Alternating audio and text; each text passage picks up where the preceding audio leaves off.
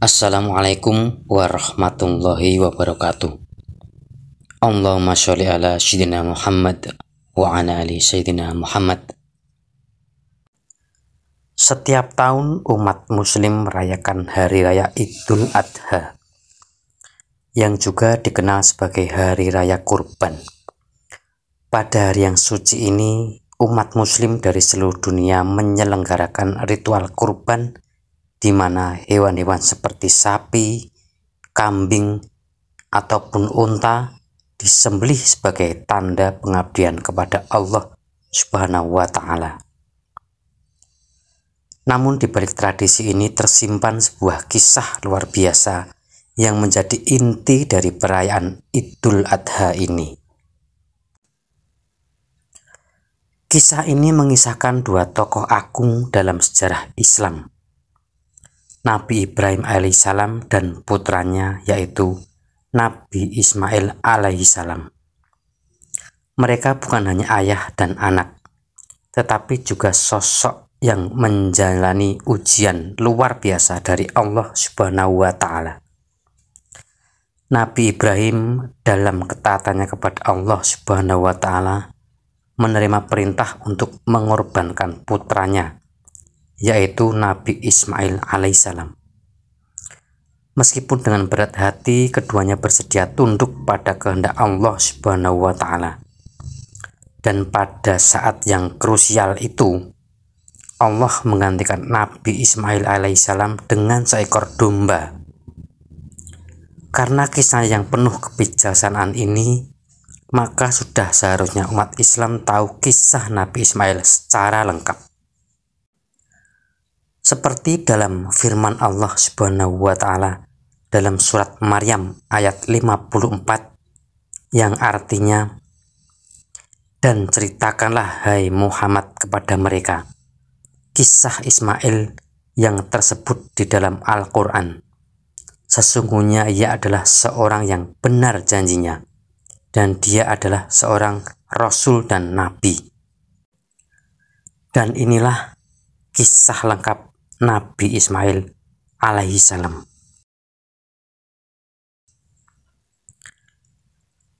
Siti Sarah adalah istri pertama dari Nabi Ibrahim alaihissalam. Sebuah pernikahan yang meskipun penuh dengan cinta, namun belum diberkati dengan seorang anak.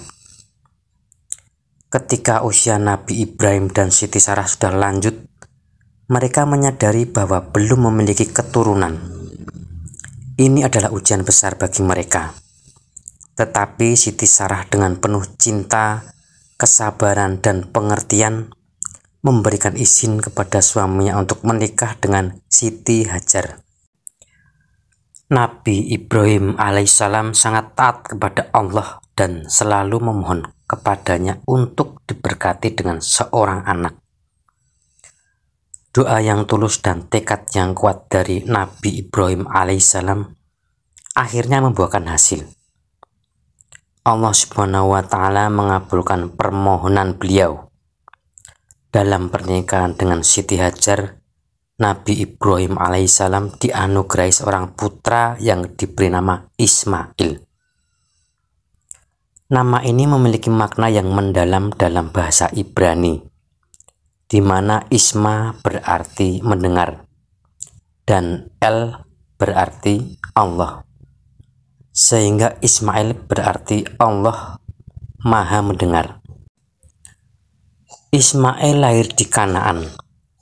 Pada awalnya Nabi Ibrahim, Ismail, dan Siti Hajar hidup bersama di Palestina.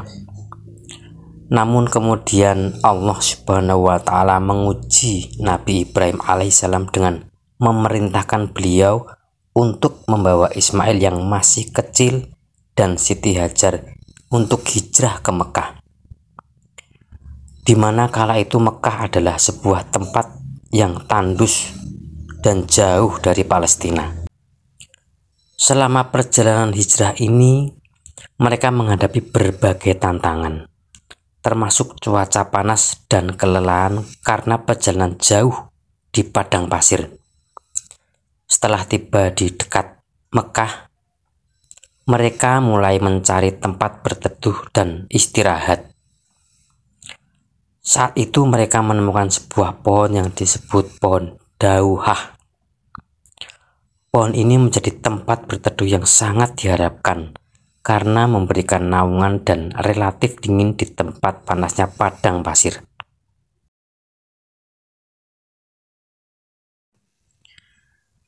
Atas dasar perintah Allah Subhanahu wa Ta'ala, Nabi Ibrahim alaihissalam menerima perintah darinya untuk meninggalkan istri yang juga seorang wanita saleh dan anaknya di tempat yang sunyi dan sepi. Sebenarnya di dalam hati Nabi Ibrahim tidak tega, kalut dan bingung. Namun beliau tahu bahwa perintah Allah Subhanahu wa Ta'ala tidak boleh dilanggar.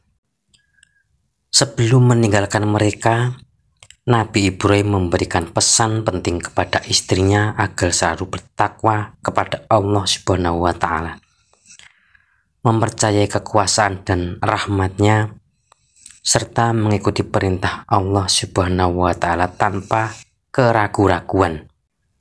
Kemudian beliau berkata, "Percayalah wahai Hajar, istriku, bahwa Allah Subhanahu wa Ta'ala tidak akan menelantarkan kalian berdua tanpa perlindungannya. Rahmat dan berkahnya akan selalu turun untuk selamanya, insya Allah." Setelah berkata demikian, Nabi Ibrahim pun berangkat untuk kembali ke Palestina, menjalankan perintah Allah Subhanahu wa Ta'ala. Walaupun dengan bekal yang sangat terbatas, hanya membawa air minum dan beberapa biji buah kurma saat ditinggalkan di tempat yang sunyi oleh Nabi Ibrahim alaihissalam. Namun hati Siti Hajar merasa tenang setelah mendengarkan pesan dari suaminya yang tulus dan penuh dengan keimanan. Di tempat yang sepi itu, Siti Hajar mulai berdoa kepada Allah Subhanahu wa Ta'ala, memohon perlindungan dan kekuatan untuk bertahan dalam kondisi gersang dan tandus. Di tempat yang sunyi ini, Ismail sering menangis karena rasa haus panas yang sangat luar biasa. Siti Hajar dengan penuh kasih sayang menyusui putranya ketika dia merasa haus. Namun ketika bekal air dan buah kurma mereka mulai habis, Siti Hajar merasa sedih dan khawatir. Dia berharap agar ada seseorang yang melintas di tempat sunyi ini dan membantu mereka. Hingga pada akhirnya bekal mereka habis. Saat itulah Ismail tak henti-hentinya menangis karena air susu Siti Hajar sudah tidak cukup. Siti Hajar merasa bingung dan cemas. Tangisan Ismail semakin menguat dan rasa hausnya semakin terasa. Selama waktu itu, Siti Hajar berserah diri kepada Allah Subhanahu wa Ta'ala dan berdoa dengan tulus, mengandalkannya untuk memberikan pertolongan dalam situasi yang sangat sulit ini. Kemudian Siti Hajar memutuskan untuk mencari air. Dia naik ke Bukit Safa dan meninggalkan Ismail di atas pasir dengan harapan bahwa ketika dia mencapai puncak bukit, dia akan menemukan air yang bisa diminum untuk putranya. Namun ketika Siti Hajar tiba di Bukit Safa, harapannya pupus karena tidak ada air sedikit pun yang terlihat. Tanpa putus asa, Siti Hajar berlari menuju Bukit Marwah, berharap bahwa mungkin di sana beliau juga akan menemukan sumber air. Namun di Bukit Marwah pun dia tidak menemukan air yang bisa diminum oleh Ismail. Ini adalah saat yang sangat mencemaskan bagi Siti Hajar, karena putranya masih sangat haus dan dia merasa putus asa karena tidak ada air yang bisa dia temukan di dua bukit tersebut. Siti Hajar tidak menyerah. Dia mengulangi perjalanannya antara Bukit Safa dan Bukit Marwah sebanyak 7 kali dengan harapan menemukan air yang bisa menyelamatkan putranya. Namun Allah berkehendak lain dan menolong Siti Hajar melalui malaikat Jibril. Tiba-tiba Siti Hajar dari kejauhan mendengar ada yang menyapanya saat ia berada di puncak Bukit Marwah. Ternyata Allah Subhanahu wa Ta'ala menurunkan malaikat Jibril untuk membuat sumber mata air. Dalam tangisan Ismail yang begitu keras, hentakan kaki kecil Ismail mengeluarkan air jernih dari dalam tanah yang tandus. Dengan penuh rasa syukur, Siti Hajar kemudian berkata, "Zam, zam, zam," yang artinya berkumpul. Inilah asal mula sa'i sebagai salah satu tahapan saat haji dan segarnya air Zam-Zam yang dirindukan oleh jamaah haji di seluruh dunia. Allah Subhanahu wa Ta'ala mencatat kisah Siti Hajar yang melakukan perjalanan dari Bukit Safa dan Marwah dalam surat Al-Baqarah ayat 158 yang artinya, sesungguhnya Safa dan Marwah adalah sebagian dari syiar Allah. Maka barang siapa yang beribadah haji ke Baitullah atau berumroh, maka tidak ada dosa baginya mengerjakan sa'i antara keduanya. Dan barang siapa yang mengerjakan suatu kebajikan dengan kerelaan hati, maka sesungguhnya Allah Maha mensyukuri kebaikan, lagi Maha mengetahui. Kehidupan Siti Hajar dan Ismail di Mekah berkembang berkat sumber air ajaib, air Zam-Zam yang Allah anugerahkan kepada mereka. Mereka belajar untuk bertahan dan mengandalkan air tersebut, yang menjadi penopang penting bagi hidup mereka di tengah padang pasir yang tandus. Namun sebuah momen penting datang saat suku Jurhum datang ke Mekah dalam pencarian air, dan mereka bertemu Siti Hajar dan Ismail. Siti Hajar sebagai pemilik sumber air Zam-Zam dengan bijaksana membuat perjanjian dengan suku Jurhum.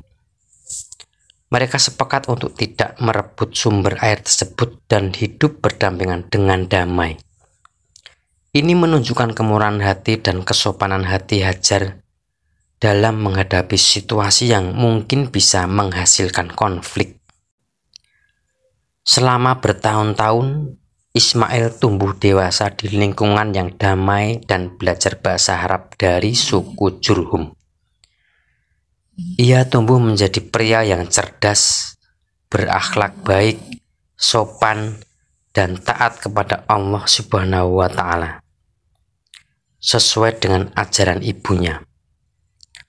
Ketika waktunya tiba, Ismail merasa siap untuk bertemu dengan ayahnya, Nabi Ibrahim, yang telah lama meninggalkan mereka. Momen tersebut merupakan pertemuan yang penuh rindu dan sukacita setelah bertahun-tahun terpisah. Setelah mendapatkan izin dari Siti Sarah, Nabi Ibrahim alaihissalam memulai perjalanan menuju tempat di mana dia meninggalkan Siti Hajar dan Ismail di tempat yang sunyi dan sepi. Namun ketika dia tiba di tempat yang dituju, Nabi Ibrahim alaihissalam merasa terkejut dan terharu. Tempat yang dulunya sunyi dan sepi kini telah berubah menjadi ramai dan dihuni oleh banyak orang. Kehidupan Siti Hajar pun dan Ismail terlihat sejahtera dan bahagia. Ketika Nabi Ibrahim alaihissalam akhirnya bertemu kembali dengan istrinya Siti Hajar dan putranya Ismail, beliau merasa sangat bahagia. Siti Hajar yang melihat kedatangan suaminya pun merasa sangat senang dan bahagia. Namun Nabi Ibrahim alaihissalam juga merasa sangat bersalah dan menyesal. Beliau segera memohon maaf kepada mereka. Dengan lembut Nabi Ibrahim alaihissalam berkata, "Wahai istri dan anakku, maafkanlah aku. Selama ini aku tidak pernah melihat keadaan kalian karena harus berdakwah untuk menyebarluaskan kebenaran kepada penduduk di sana." Dengan lapang dada dan penuh kasih sayang, Siti Hajar menerima permintaan maaf Nabi Ibrahim alaihissalam. Setelah perjumpaan ini, Nabi Ibrahim yang lelah akhirnya memutuskan untuk beristirahat di Masy'aril Haram yang sekarang dikenal sebagai Musdalifah. Dalam tidurnya, Nabi Ibrahim menerima mimpi dari Allah Subhanahu wa Ta'ala yang memerintahkan beliau untuk menyembelih putranya Ismail untuk kurban sebagai ujian kepatuhan dan kepercayaan kepada Allah Subhanahu wa Ta'ala. Perintah Allah Subhanahu wa Ta'ala ini dialami oleh Nabi Ibrahim alaihissalam hingga 3 kali dalam mimpinya. Dan ini membuat Nabi Ibrahim alaihissalam yakin bahwa perintah untuk menyembelih itu merupakan perintah dari Allah Subhanahu wa Ta'ala. Walaupun setan sudah menggodanya bahwa perintah itu adalah salah. Ketika Nabi Ibrahim alaihissalam memanggil putranya Ismail dan mulai berbicara kepadanya, Nabi Ibrahim berkata, "Anakku Ismail, ayah sangat berharap agar engkau selalu sabar dan tabah menerima perintah Allah Subhanahu wa Ta'ala." Ismail dengan penuh ikhlas dan keteguhan hati menjawab, "Ayah, apapun perintah Allah, katakan saja. Saya akan tetap sabar dan tabah. Sebagai hamba Allah, semua perintahnya harus dilaksanakan. Tolong jelaskan perintah tersebut dan saya akan sabar untuk mendengarkannya." Setelah mendengar semua penjelasan dari ayahnya, Ismail tetap menunjukkan kesabaran dan ketabahan yang luar biasa. Namun Siti Hajar, sang ibu, sangat terkejut dan sedih setelah mendengar semua perintah Allah Subhanahu wa Ta'ala yang disampaikan melalui mimpi Nabi Ibrahim alaihissalam. Dia menangis dan air matanya membasahi pipinya. Yang bisa dia lakukan hanyalah memeluk erat putranya tercinta sebelum perintah penyembelihan itu harus dilaksanakan. Keesokan harinya Siti Hajar harus merelakan putranya untuk dibawa oleh Nabi Ibrahim alaihissalam ke tempat yang ditunjukkan Allah Subhanahu wa Ta'ala. Dalam perjalanan menuju tempat yang dituju, Nabi Ibrahim alaihissalam dan Ismail menghadapi banyak godaan dari iblis yang mencoba menggoda mereka agar tidak melaksanakan perintah Allah Subhanahu wa Ta'ala. Namun dengan keyakinan yang kuat, mereka berdua tetap melanjutkan perjalanan ke tempat penyembelihan. Saat mereka sudah sampai di tempat tujuan, yaitu Bukit Malaikat, Nabi Ibrahim alaihissalam sangat kesulitan untuk menyembelih putranya yang dicintainya dengan begitu dalam. Akhirnya dia menutup wajah Ismail untuk melaksanakan perintah tersebut. Namun dalam momen tersebut, Allah Subhanahu wa Ta'ala mengutus malaikat Jibril untuk mencegah penyembelihan Ismail. Malaikat Jibril menggantikan Ismail dengan seekor kambing yang akan disembelih sebagai gantinya. Malaikat Jibril kemudian berpesan kepada Nabi Ibrahim alaihissalam untuk menjadikan hari itu sebagai hari raya bagi keduanya dan untuk menyedekahkan sebagian daging kambing kepada fakir miskin. Inilah yang menjadi akar perayaan Idul Adha dalam agama Islam. Sebuah hari di mana yang menghormati ketundukan dan ketaatan Nabi Ibrahim alaihissalam serta kesediaannya untuk mengorbankan yang paling dicintainya demi Allah Subhanahu wa Ta'ala. Kisah tentang perintah untuk menyembelih Ismail ini terkandung di dalam Al-Quran yang artinya, maka ketika anak itu sampai pada umur sanggup berusaha bersama-sama Ibrahim, Ibrahim berkata, "Hai anakku, sesungguhnya aku melihat dalam mimpi bahwa aku menyembelihmu. Maka pikirkanlah apa pendapatmu." Ia menjawab, "Hai bapakku, kerjakanlah apa yang diperintahkan kepadamu. Insya Allah, kamu akan mendapatiku termasuk orang-orang yang sabar." Sedangkan penggantian Nabi Ismail menjadi seekor sembelian oleh malaikat Jibril terdapat dalam firman Allah Subhanahu wa Ta'ala dalam Quran yang artinya, "Dan kami tebus anak itu dengan seekor sembelian yang besar." Dalam kisah Nabi Ismail mengajarkan kita tentang ketundukan, kepatuhan, berbagi kepada sesama, dan kepercayaan kepada Allah Subhanahu wa Ta'ala, serta mengingatkan kita bahwa Allah Subhanahu wa Ta'ala selalu ada untuk membantu hambanya dalam melewati ujian dan kesulitan. Wallahu a'lam bishawab. Semoga bermanfaat. Wassalamualaikum warahmatullahi wabarakatuh. Allahumma sholli ala sayyidina Muhammad wa ala ali sayyidina Muhammad.